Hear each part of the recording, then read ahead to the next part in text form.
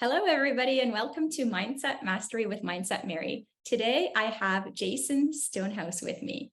Jason is an executive coach, a leader, an author, and a strategist. He works with CEOs, executives, entrepreneurs, and everyday people.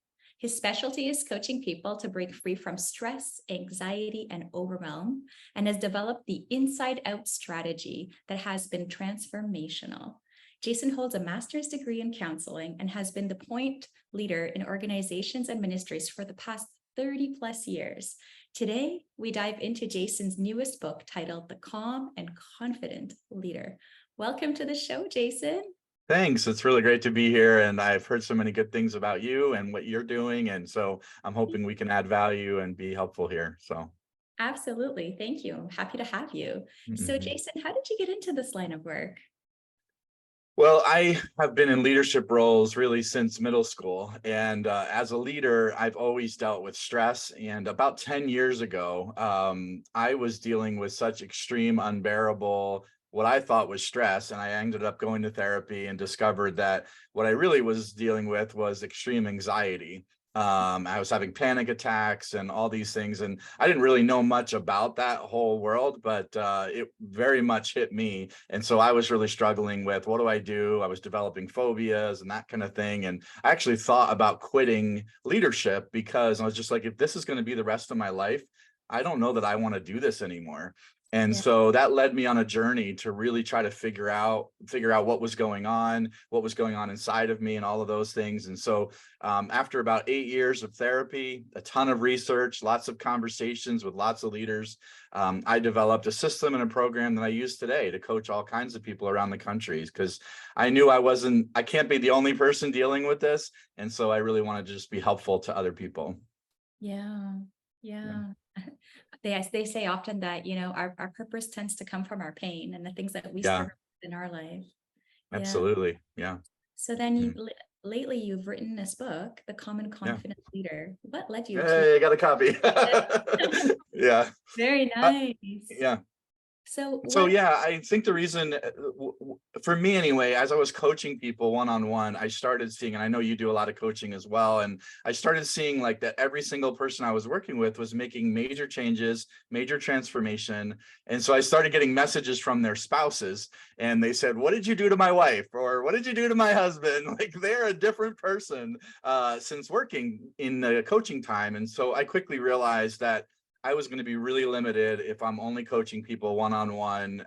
The amount of people that I could really make a difference in would be very, very limited to those folks. And so I decided to write the book so really that I could get the content out there, get these secrets out there so that everyone would be able to benefit from them. Because I know, particularly I think since the pandemic, there's been so much this anxiety and stress I think it's finally become okay to talk about it. I Mm, think especially those of us in the CEOs, executive ranks, those kinds of things. It's just not really been appropriate, maybe, or it's not been acceptable to say, "Hey, I'm really anxious. Hey, I'm kind of scared. I feel like an imposter in my job," or whatever whatever it might be. Those things weren't really acceptable, and now I think it's a little bit more. The conversation of mental health and really beginning to move in these directions is finally a little more acceptable in society. I agree. I agree. Yeah, no, it's true. A lot of executives in the past have not really felt like they had the floor or a safe space to start voicing some of those concerns, and Yeah. it was very much a silent struggle. Yeah, Um, yeah, very much so. so Yeah. then, in all the work that you've done, I'm curious as to where do you see leaders actually struggling most today? Well, I think one of the biggest pressures that I see on leaders is it's all about the ROI, right? It's all about the return on their investment. It's all about how they perform. It's about what they achieve. And it's really about all of those kind of external things. And what is really actually taking leaders down is not performance. What's taking leaders down is what's going on the inside. And so I would say one of the biggest issues facing leaders today is this external versus internal leadership. So I know a lot of your work as in dealing with mindset, you're dealing with how we think, right? You're dealing with what's going on inside of us, not just how we perform. And Correct. one of the reasons that a lot of leaders are jerks to their employees and to other people is because they're not dealing with their mindsets, right? They're not dealing with what's going on inside of them. They're only dealing with, well, I'm performing, I'm getting the numbers, my bottom line is where it needs to be. And it's like, yeah, but nobody wants to work with you and you're not really fun to be around, and Mhm. your husband wants to divorce you or your wife wants to divorce, it's just like you as a person is just not somebody that is there, and you're dealing with that anxiety, maybe you're dealing with that stress, you've got insecurities, you've got all those things, and you're not dealing with them. You're just trying to push through, you're just trying to busy yourself. And so I would say one of the biggest things that leaders, I guess two of the things that leaders need to do is, number one, they need to look at what's going on inside, how they're thinking, how their minds are operating. But then I Yeah. think the other part is looking at themselves in a more holistic way. So rather than just looking at themselves in the business realm and how they're performing, really looking at how are they with their kids? How are they in their marriages if they're married? How are they, in everyday life? Do they have friends? I just find so many leaders who don't even really have friends because they're like, well, it's lonely at the top, and those kinds of things. And so I think we need to look at ourselves in business in a holistic way and look at all aspects of our life, and we need to spend a lot more attention on the inside, not just on the external. Yeah, definitely.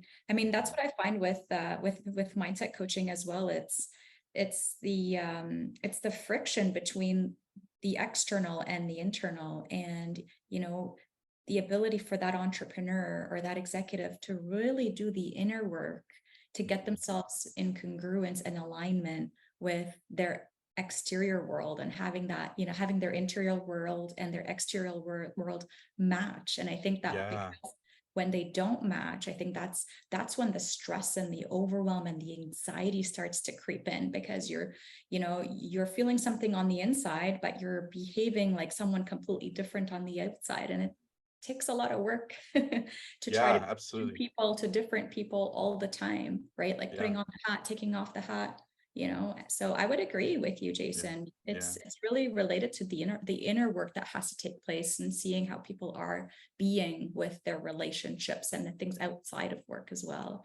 So Yeah, yeah. I really, really like the way you put that, because I think what you're getting into is the issue of congruence or integrity, right? Is that Mhm. our outside and our inside are really congruent. And when they're not, that's where we really feel that tension, Yeah. because like there's like something in our brain that says, hey, you're not who you say you are, and it can't live very long without, coming out sideways. And Yeah. that's the challenge.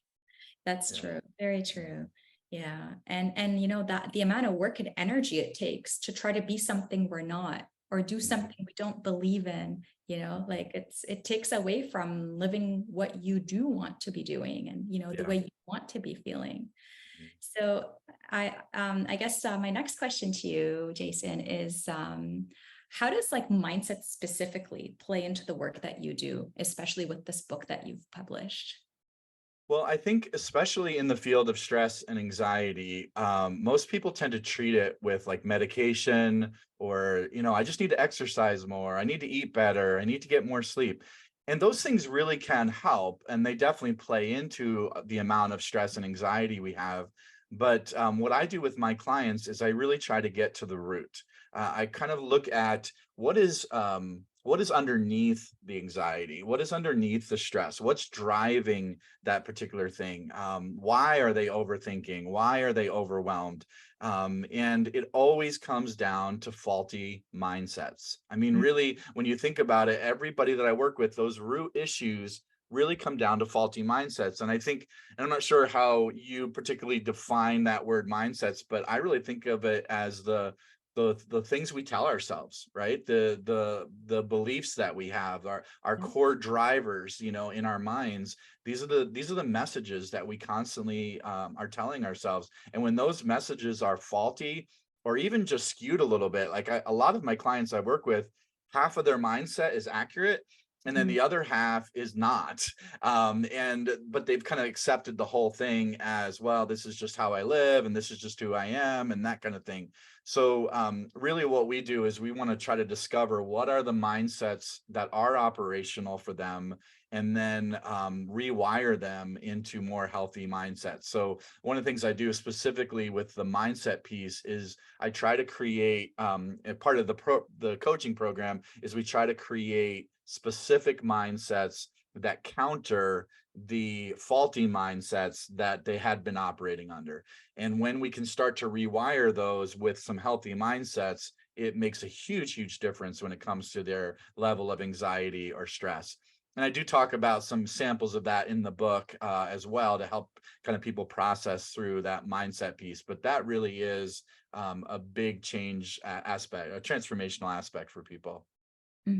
Yeah, no, Yeah. absolutely. You're right. I think that people are often, it's not the problem, it's the way we're thinking about the problem, and it's the story we're telling ourselves about the problem, Mhm, right? And it's mhm. it's the rewiring of those thoughts that are truly not serving ourselves, our story, or whatever we're trying to achieve. They're actually holding us back. And it's Right. very much about the rewiring of, Yes. what would be more empowering for them. Yeah, and um, I think what I've seen with a lot of my clients, and I don't know if you've noticed this as well, Mary, but like there's like a set of mindsets that they might get from a guru, like a Tony Robbins or somebody yeah, like that. And it's yeah, like, oh, we just all need these 5 mindsets. And I found that everybody is so unique that the mindset that you need is different than the mindset that I need. And right. so if we don't understand the wounds and we don't understand the faulty ones that we are operating by, then we don't really know the right ones to really focus on so that we bring health. I mean, yeah, there's like 20, there'd be hundreds of mindsets that we could adopt, but the Yeah, ones that we specifically struggle with are the ones we need to focus on. absolutely. And it's easy to add new ones in, right? Like Right, there's exactly. no shortage of information anywhere. Right, It's right, being able to do that inner work to detect, like, which ones are actually faulty, right? Like right, which mhm, ones are overriding the system, and right. how do we build awareness to those ones and then eradicate them so that new ones can be adopted. And yeah, you're Mhm, right. mhm, Everyone needs a different mindset depending on their particular circumstances and right. their previous struggles. So Mhm, I really like that. Um, mhm, so then, like, if you could share like a pro tip from the book in mm, terms of what makes the real difference when it comes mm. to stress and anxiety, as a leader, what would that be? I think I think the one that I would say I've seen the most be most helpful for people is really the concept of ownership. So often, what happens is we blame our stress and our anxiety and really all of our emotions on other people or on our circumstances.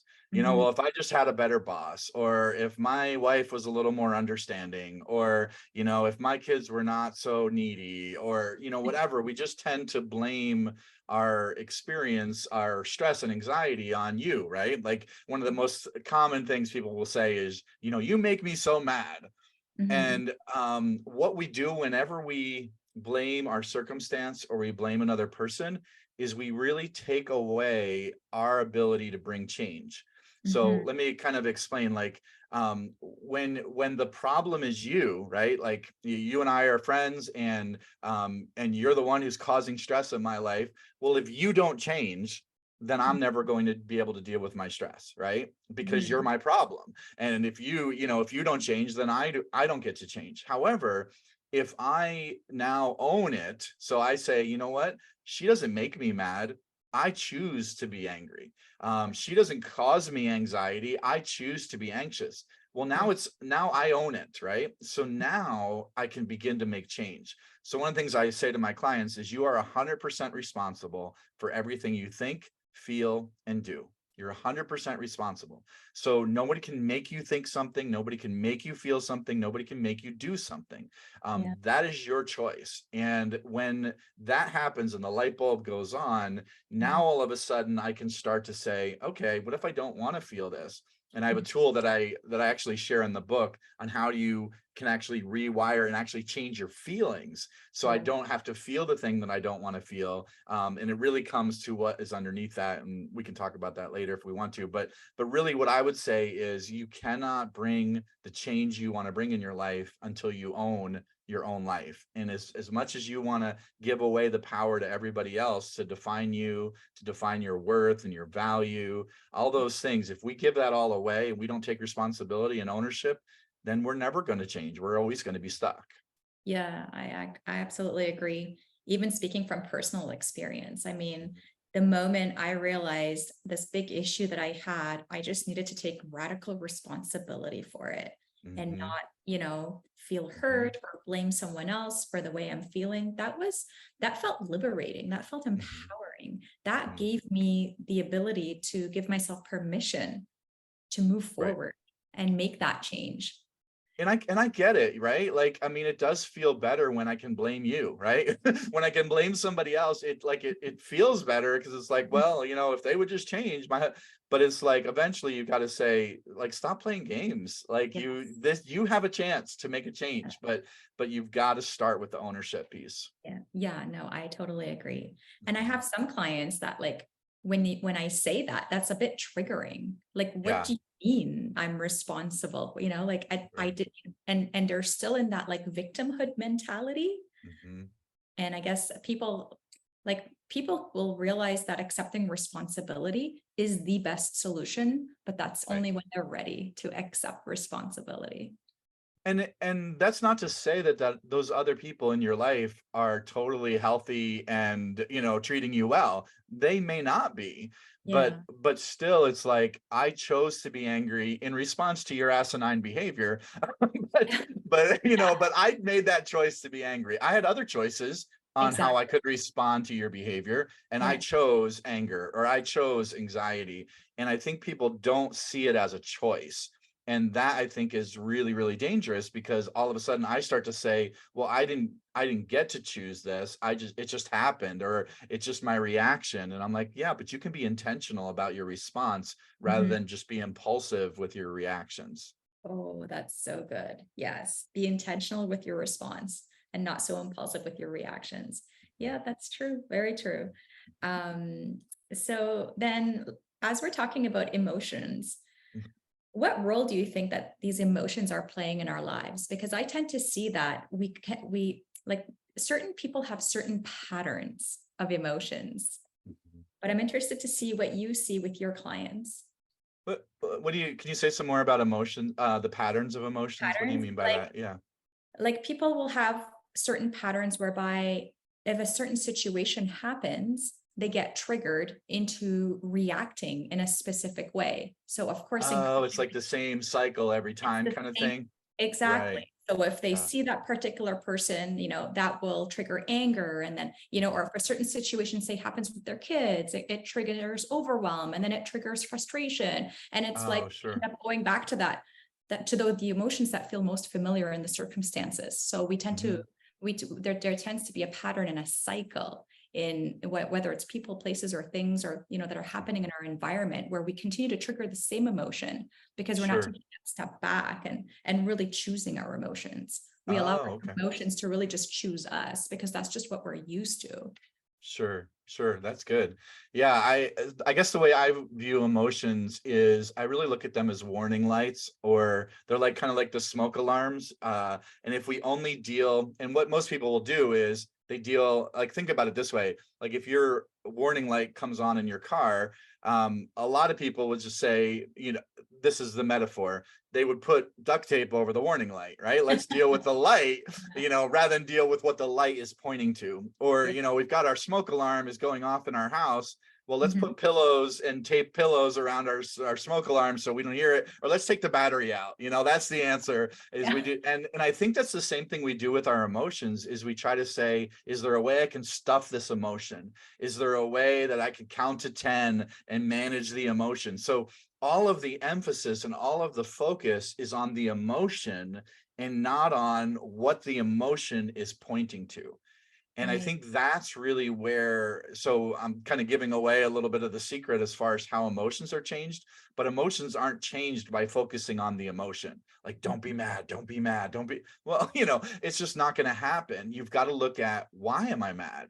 What's underneath that? So what is the warning light pointing to? Because if we don't deal with what it's pointing to, eventually our car is going to break down and our house is going to burn down if we're not dealing with the smoke alarm, right? Yeah. So we've got to deal with the fire. We got to deal with whatever is causing that warning light to go off. And so I tell my clients, like, your emotions are not bad at all, but you've got to learn how to spot them. And then, like in your case, like what you were saying about the patterns is like, when I see the pattern starting to emerge and it's starting to happen again, use that as a quick warning light in your brain to say, okay, let me trace it. Let me trace that emotion to what's underneath the emotion, because Mhm. that's where the real magic is as far as bringing change, is what's underneath the emotion, not the emotion itself. Yeah, that's very, very true. Yeah, because what we resist persists. So the more we try to ignore that emotion Mhm. and put Yeah, a that's pillow good. over that fight, yeah, I mean, Yeah. it's the more it's going to do more things to get our attention. Yeah. So yeah, I absolutely agree with you there. Mhm. Um, so then I guess I'd like to know sort of like what is one of the things that you've personally learned as a leader and like as a coach working with CEOs and executives and entrepreneur clients? What is one thing that you've learned? So yeah, I've been doing this, as far as coaching other leaders for probably 30 plus years. But I will be honest with you, Mary, and say in the last year or two, the number one thing that I've learned is really the issue of curiosity. Mm, Like, so what I see with leaders and what I've noticed in myself is we spend so much energy and we get so busy trying to prove ourselves, trying to appear like we know what we're doing, or appear like we're in charge, or we don't, like trying to act like a bulletproof leader, like we've got it together. And so what happens when we do that is we don't take time to be curious. And so what I've tried to do in the last year or two, and this has really revolutionized my own life, has been, I try to get curious about two things. Try to get curious about myself. Like, Jason, why are you acting this way? Or why did you snap at that person? Why did you respond the way you responded? So I just get more curious rather than judgmental. I used to be so judgmental on myself and like, oh, you idiot, why did you do that again? Oh, why did you, and now I just try to get curious, like, oh, I'm feeling anxious, wonder why. Like, I wasn't anxious 5 minutes ago, but for some reason when that person said that thing or that circumstance happened, I'm feeling the same kind of anxious thoughts coming in my mind, and I'm feeling those feelings. What's going on for me? I wonder. I'm just curious. And by doing that, it allows me, I think, to go a little deeper in my own introspection. Whereas before I would just judge myself for those bad behaviors and try to move on. mhm, So that would be the first thing. But I would think even more impactful has been getting curious about others. And so, like when I'm talking with you, I'm just like, I know yeah, where you're interviewing me, but I'm so curious of like, how did you get into mindset work, and how did, and what have you noticed? And I'd love to, flip the interview around. But I'm holding back because I know I'm the interviewee right now. But what I've learned most is just, if I get curious about people, and not curious in the sense of I want to find something that I can talk about, but really truly being curious. Like, I don't know where it's going to go. I don't know where the conversation's going. yeah, So, as I think about like my 15-year-old daughter, I can sit there and say, oh, she's really into Taylor Swift. So I'm like, well, what is it about Taylor that you like? Like, what yeah, is it, the music? Is it the beat? Is it the lyrics? Is it her persona? Like, tell me yeah, about that. yeah, And just by doing that, it's like, wow, dad just doesn't, not only does dad know what I like, but he's taking interest. Like, he's actually curious to know why I like it, and I don't know, she's, 15, so she probably could give a rip what I'm asking, but I find the other people in my world feel more loved, feel more cared about by yes. simply just being curious, by simply just saying, hey, I'd love to know more about that. How'd you get into that? Tell me more about, or why did you say that? Tell me more about what was the thinking behind that decision, as opposed to, I think we live in a culture where it's like, let's make our judgment, this is right, this is wrong, black and white. And it's Yeah. like, I think if we're a little more curious with one another, it opens up a whole world of saying, I don't know where it's going to go. And there's a mystery to that that's kind of exciting. Oh, I love that. I love that. Yeah. 100%. Yeah, Yeah. because when we can be curious with someone, we make them feel like we are interested. Like I think if you Yeah. want to be curious, you actually you can't pretend to be interested. I think people are very, they have very good radars on like if someone is truly interested or they're just pretending to be interested to get something at the end, Yeah. right? So I think like, and with that, I also have a 15-year-old daughter. Oh, okay. And yeah, like I think like when we ask them deeper level questions, like, what do you like about that? I think that they really feel seen, like somebody cares enough Mhm. to really understand me. And Mhm. and we live in a very, fast-paced transactional Yeah. society when you can really Mhm. just stop and slow things down to really and truly ask someone, what they thought and why they thought it. It really Mhm. makes people feel seen and heard and, Mhm. loved, especially when it comes to family. So And I that's, think, yeah, yeah, and I think as a leader too, those people then are going to trust you more because yeah, they do feel seen. They yeah, do feel heard. And so now when you say to them, hey, we're going to go take this hill, we're going to go do this risky thing. We're going to, it's like, hey, I'm with you yeah. because you actually took time to understand and know me, and you valued who I was and what I brought to the table, and even tried to get into my brain a little bit and know how I think. Yeah. And so that, because of that, I'm going to trust you more and I'm going to follow your lead. Oh, that is so true. And Yeah. when you ask those types of questions, it also gives an opportunity or perhaps even just permission and a safe space for someone to really get vulnerable, right? Like you Mhm. really want to know why I think the way I think. That means that I need to peel back my own layers and share some of the parts of me that I maybe don't normally share with other people. And when we give people the permission to be vulnerable, that's what truly cultivates trust and connection. Oh, I love that. I love Yeah. that. Yeah. And I don't know if what you found too. I think this vulnerability piece is really hard for a lot of leaders.